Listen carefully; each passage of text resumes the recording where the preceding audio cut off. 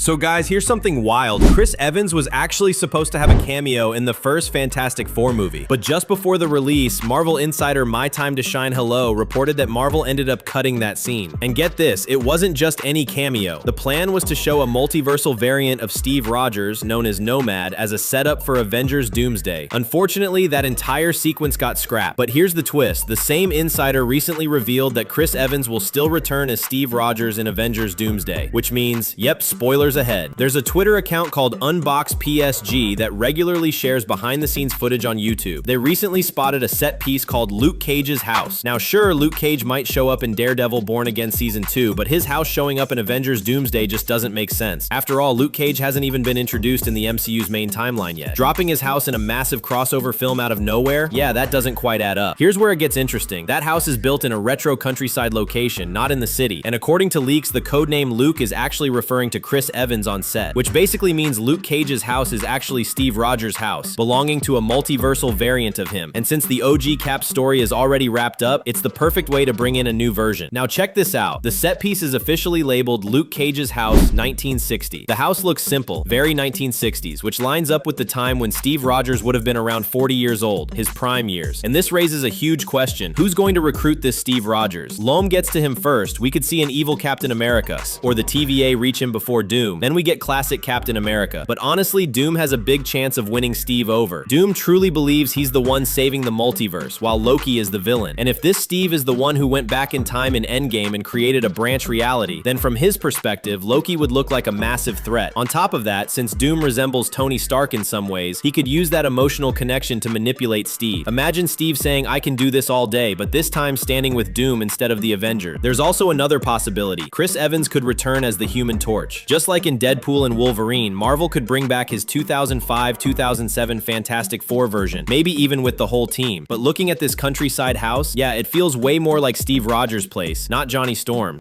Also, Marvel Studios is gearing up for a second wave of casting announcements for Avengers Doomsday, which could drop at the end of this month. And reports say Chris Evans' name is very likely going to be on that list. Honestly, keeping it as a surprise cameo would have been epic, but even revealing it early will only make the hype skyrocket. Guys, just imagine this. Chris Evans back as Captain America, but this time, he's fighting against the Avengers on Doom's side, a team that includes Sam Wilson, the new Cap, and his best friend Bucky.